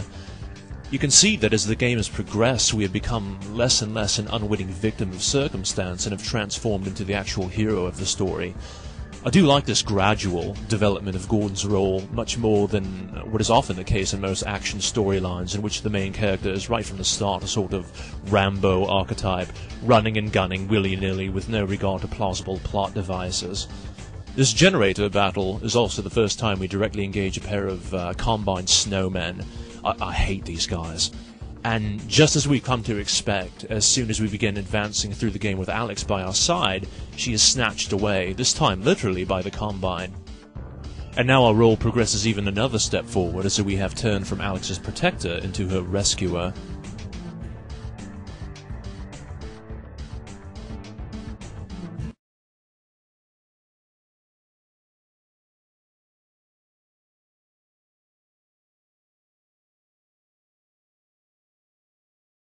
After Alex is captured, we make our way through a large, abandoned factory. This place is enormous, and outside of the Citadel is really one of my favorite interior spaces in the game. For anyone else, it would simply be a flight of stairs leading up to the top floor exit, but for Gordon, no, he has to ride rickety lifts, scale narrow, slippery girders, and climb up service ladders to make his way to the top, all the while being shot at by soldiers and snowmen. We finally catch up with Barney, who is pinned down by snipers on the top floor of a ruined building. Now would have been the perfect opportunity for Gordon to make use of the sniper rifle himself, but does he get one? Frustratingly, no. He has that crossbow that shoots the red-hot rebar, but that is useless against these snipers. Listen to me, Valve. Denying Half-Life 2 players the use of this weapon is like teasing a small child with a lollipop. A big, delicious lollipop with a blue laser. Now, if we do not get to use this rifle by Episode 2, I swear to God I will complain about it vehemently in my next commentary. Barney explains to us that there's a building up ahead which he refers to as the Nexus Building. This building is a major garrison for Combine forces, and not only do the generators inside the building control a gate which allows us access to the Citadel, but the building itself houses a suppression device which is a sort of powerful, focused energy weapon that acts like artillery. It's sort of a rough fight inside of the building to disable the generators, which is some indication that the Combine does in fact take this place rather seriously. There is some very hard fighting, and the Resistance members drop like flies, but Barney loses neither his sense of humor nor his enthusiasm for the task at hand. In fact, at the very end of the battle, as Barney leads you to the gate that allows you access to the building's roof, he all but taunts you as you attempt to gather up supplies and recharge your health and HEV suit. Roof access is this way, Gordon. The roof is this way, Gordon. Come on, Gordon. Come on, Barney, give me a moment to catch my breath for pity's sake. I just watched 30 citizens get their faces shot off. After we disable the Nexus Building's generators and open the nearby gate, not only do hordes of Resistance members come through, but so do Combine forces. Up until this point in the game, we have certainly seen a few Striders, but we have not actively engaged them in combat. Like many of the Combine's forces, Striders seem to be former organic extraterrestrial organisms that have had their home world colonized by the Combine, and themselves transformed by heavy cybernetic modification into weapons for the Combine's military machine. Striders function as mobile armor for the Combine, and these insect-like creatures are without a doubt the deadliest weapon in their arsenal. The intricate modeling and animation for the Striders is really magnificent, and these are all around a unique and brilliant creature. Their sheer size is fearsome enough by itself, not even taking into account their heavy gunfire or concentrated energy blast. You may notice that it takes them less than a minute to kill nearly every RPG-equipped Resistance member in front of the Nexus Building. As yet, I've deliberately said nothing about the music of Half-Life 2, but I was waiting until this very moment, this last stage of the Follow Freeman chapter, in order to talk about it. I'm fond of the entire Half-Life 2 soundtrack, as I'm fond of electronic music in general. I know much of the soundtrack was carried over from the original Half-Life, but much of the content is new, including the track that occurs here, a song that I call Head for the Horse. I don't recall what the actual title of this track is. This song, to me, is really the perfect accompaniment for the intense action of this final climactic battle in the ruined building near the equestrian statue in question. I like this song so much that I broke into the Half-Life 2 content GCF file and acquired the track to place on my MP3 player. I listen to the song sometimes when I'm running. You'd be surprised how far and how fast you'll run if your instincts tell you there's a strider right behind you. The fighting for this building is so furious that I really consider this sequence to be the climax of the game, even more so than the later events in the Citadel, which almost seem like an afterthought in comparison. In fact, maybe I'll just shut up for a change, let the action speak for itself.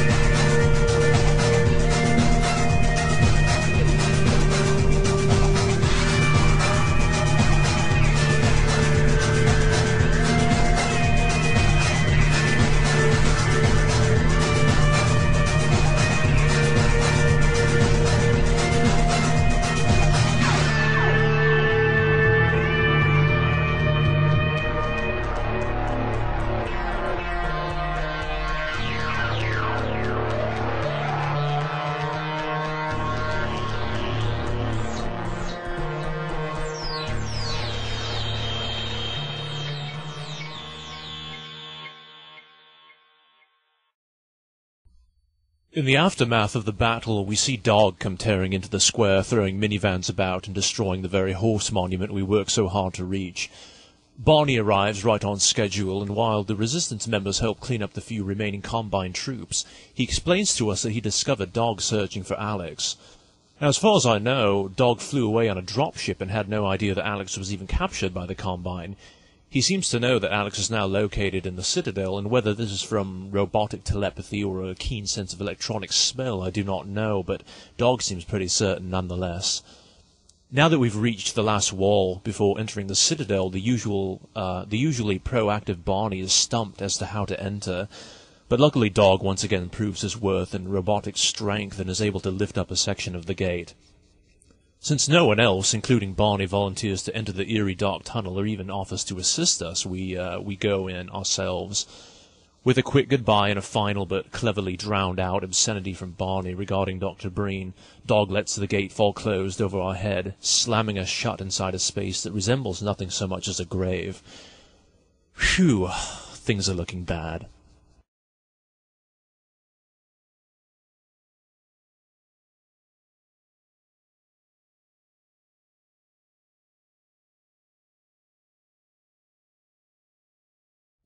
We've seen the Citadel off and on throughout the game, but always from a distance. Even then the massive scale of the structure was apparent. Its upper portion was so high that it was often obscured in clouds. However, this first view of the Citadel up close is absolutely staggering. The sheer magnitude of this monstrosity never ceases to impress me. The structure is utterly alien. No human could have created this thing, and I'm sure this was exactly the impression that was being sought. It looks to me rather like it fell from the sky and crashed into the earth. Another thing that always catches my interest are the enormous thumpers pounding the earth at the base of the Citadel, thumpers which are probably responsible for keeping the Antlions completely out of City 17. In my episode 1 commentary, I spoke briefly about Combine architecture, so please forgive me if I'm repeating myself, but I feel it's significant enough to warrant another mention. I think it is difficult for us as humans to conceive of anything, be it architecture or extraterrestrials themselves, that is truly alien in nature. When we try to come up with something that is alien, it's inevitable that we give it a human touch. The tendency when coming up with fictional extraterrestrials is to make them basically humanoid. 2 arms, 2 legs, 2 eyes set in a head at the top of the body. I think in designing the Half-Life series a very fair job was done in overcoming these alien stereotypes. Very few of the creatures are humanoid, from the head crabs to the striders, and the architecture, particularly in the Citadel, seems to me as if it were designed only to accommodate humanoids as an afterthought. I'm certain that humans are still new to the Combine, and they are still getting used to adapting their technology to accommodate the new human recruits on their Earth garrison. The interior design of the Citadel is completely utilitarian. There is nothing soft or pleasant about it. All of the edges and lines are hard and sharp. Nothing is meant to be pleasing or pleasurable. It is stark, cold, and unfeeling. While seemingly strong, the construction seems hasty and abrupt. The bluish metal material making up the vast bulk of the structures is rough and unfinished. There are pipes and wires exposed throughout the Citadel with no thought given to concealing them. All of this coldness is a very direct metaphor for the rule and behavior of the Combine itself. Now, transport throughout the Citadel seems to consist primarily of extremely uncomfortable-looking pods on a rail-like conveyance. Despite its lack of comfort, our own pod ride gives us ample opportunity to see the horrid goings-on inside the Citadel. For the first time we see stockers working as slaves, repairing or maintaining gunships, or the Citadel itself. We don't know anything about these creatures yet, except for one instance when a Resistance member says that they'll never make a stalker out of me. At the end of our pod ride, we enter a room where an energy field confiscates and then vaporizes our arsenal. Great, now what? But wait a minute, something's happening to the gravity gun. It's turning blue. Now what in blazes could this mean? Well, it's seemingly the only weapon we have, so I guess there's nothing to do but give it a try. Holy bloody hell. Now, if you're watching this, you already know everything there is to know about the blue gravity gun. In fact, you're probably one of those people who knows how to cheat and get the blue gravity gun at the beginning of the game. I cannot possibly elaborate upon the merits of this device without repeating myself, so I will simply leave it at this. Thank you, Valve, for providing me with a weapon that not only kills my enemies, but lets me defile their corpses. Thank you. One of my favorite parts on our journey to Dr. Breen is this room, where there's this thing.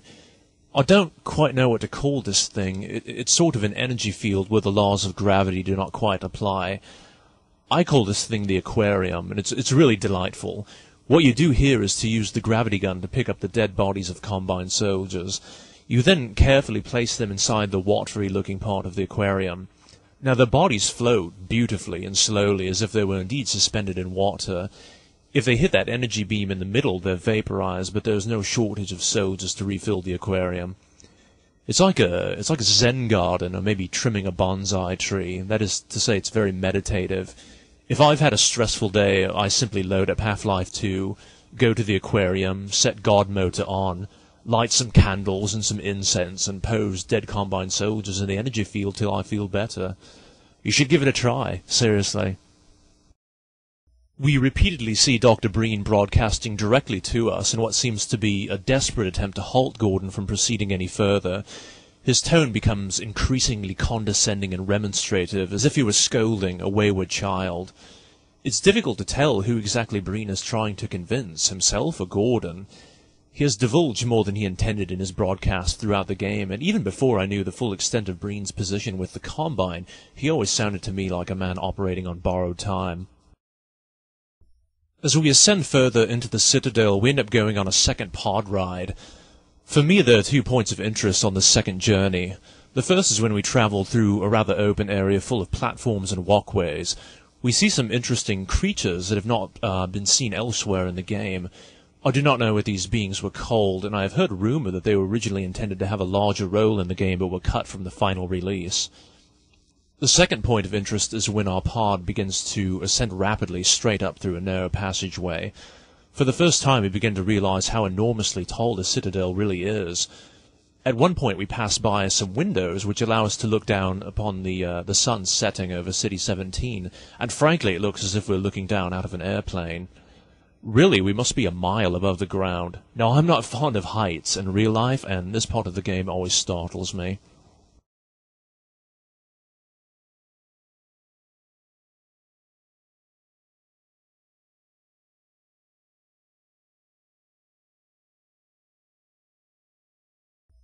We finally reach Dr. Breen's office, and two snowmen relieve us of our blue gravity gun. I'd like to point out the interesting insignia on the left arm of the snowman. It's based upon the general Combine insignia, but in place of the stylized sphere in the center, this one has a human skull with a large crack on the top. I find this insignia fascinating because normally the Combine does not express any kind of emotion, as it were. While the Combine's oppressive regime is cruel and horrifying, it achieves this not by actively seeking to be terrifying, but simply by being itself. The Snowman's insignia, on the other hand, is a deliberate attempt to portray these elite Combine soldiers as brutal and deadly. I think you'll agree that the insignia resembles nothing quite so much as the Totenkopf insignia of the Waffen-SS. Judith Mossman is here, which is, I guess, not a terrible surprise, considering she's the one who teleported herself and Eli here from Nova Prospect, though for what possible purpose we can only guess. Traitorous wretch. Or is she? Now, as always, Mossman's position within the plot is ambiguous and confusing. I always like this sequence as we're whisked away into Breen's office and we can hear him talking to Eli about the vastness and wonder of the universe. The dialogue throughout Half-Life 2 is really quite good. The writing is never dumbed down, even when the dialogue becomes technical, albeit fictitiously so. However, nowhere, I think, is the excellent writing more apparent than in the dialogue of Dr. Breen. Robert Culp, who provides the voice for Dr. Breen, really does a fantastic job of portraying this character's elitism and ambitiousness through his sonorous, melodious speech. I personally see a great deal of similarities between the character of Dr. Breen and the character of Andrew Ryan from the game BioShock. Both men are far-sighted, ambitious, intelligent, and industrious, yet both are men living in desperate circumstances, and have even been driven a little bit mad as a result of their dire predicament. Now, I do not doubt that Breen may have originally had humanity's best interests at heart, but the Combine does not negotiate anything. He may have bitten off more than he could chew, and in the end he seems intent merely to save himself at any and all costs. This final scene in which we finally confront Breen, and I do say confront despite the fact that Gordon, as always, does not say a word, is a pivotal point in the story, for at this moment we realize for the first time that Breen is under intense pressure to either keep Earth in line or else be removed from power and or worse. Breen has always tried to come across as a kindly benefactor, but in this final showdown he has resorted to threatening Alex in order to intimidate Eli, and all but begging Gordon to aid him, despite the fact that he's been admonishing Gordon or even trying to kill him throughout the game. Mossman has a last-minute change of heart and decides to save everyone's lives after all. It's about bloody time. The best part of this scene is when Dr. Breen picks up the gravity gun but can barely lift up the same device that Alex had no problem elevating to waist height. Breen zaps us and is able to escape on the lift. There's a short touching scene in which Mossman comforts the now free Eli, and remarkably Eli is not even slightly upset about Mossman's activities that nearly led to the death of both himself and his daughter. That's a very forgiving man. As we chase after Breen, we hear him speaking to the advisor. This is really one of the most remarkable bits of dialogue in the game, when he reveals that he will teleport to some unknown destination and exist inside of a host body simply in order to survive. See what I said about him being desperate? For all of Breen's supposed intelligence, he flees without taking the enormously destructive blue gravity gun with him. How unfortunate for him and how terribly convenient for us. Now, Alex explains to us that the only way to stop Breen now is to follow him into the fusion reactor and destroy the teleport itself. She reminds us not to forget the gravity gun. Oh, you're a lamb, Alex, thank you. I never would have remembered to take along the only weapon available to me. This final battle in the Dark Fusion Reactor has always seemed to me to be almost anticlimactic. As I stated before, the battle for the building by the horse statue is for me the culmination of the game. This point just seems to be like an additional afterthought. Now part, or perhaps even all of the reason for this may be that the ending is simply a setup for the sequels that are to follow. This battle in the reactor is relatively easy compared to many other parts of the game, and we quickly make our way to the top by hopping on levitating pedestals in a way that is not completely unlike Mario Brothers. Except that there are no turtles or mushrooms here, thank God. As we get to the top, we see the portal actually appear in space, and this is really a remarkable effect as we can see through to this other world in which are other Citadel-like structures rising into the cloudy orange sky. Since we're equipped with only the gravity gun, the solution seems obvious. Shoot energy balls at the focal point of the teleport. Blammo! It's a piece of cake if you're Dr. Freeman. The teleport collapses and we hear a final wailing utterance from Dr. Breen. Alex jumps through the broken glass in excitement to congratulate our job well done, when suddenly time seems to come to a standstill and we hear a very familiar voice. Now, almost everyone loves a mystery, and nothing in the Half-Life series is quite as mysterious as the actions and intentions of the G-Man. Not only do we know next to nothing about this character, but even the sparse clues we can gather about him are ambiguous at best. My own personal theory is that the G-Man is an operative in a faction opposing the Combine. At the very least, it's quite certain that he is not human, as he possesses almost supernatural powers. Now, whatever the reality is concerning the G-Man, one thing is certain: his manners leave something to be desired. After playing Gordon like a harp, he appears out of nowhere, interrupting Gordon's moment of glory in order to snatch him away for some unknown purpose, perhaps even to place him in another decades-long suspended animation. So, we depart Half-Life 2 just as we entered it, a hapless victim of ambiguity. Clearly there will be a sequel to this, right? I just hope we don't have to wait a year and a half to find out what happens. God, I hate cliffhanger endings. Well, I hope that you've enjoyed watching this commentary as much as I've enjoyed creating it. At the very least, I hope you do not feel bored or nauseous, because I will be the first to admit that listening to my lilting Anglo-American twaddle for an hour and a half is physically and emotionally exhausting. I'll tell you what, if you weren't entertained, please contact the following folks who'd be happy to provide you with a refund. And speaking of Valve, I feel it may be important to point out that I'm in no way associated with Valve Software. They neither paid me nor even gave me permission to produce this. In fact, if I've broken any copyright laws here, I feel it is imperative to note that I am prepared to flee the country at a moment's notice. So, stay in school, kids, because trust me, you don't want to be 33 years old and producing documentaries about video games. Cheerio, everyone.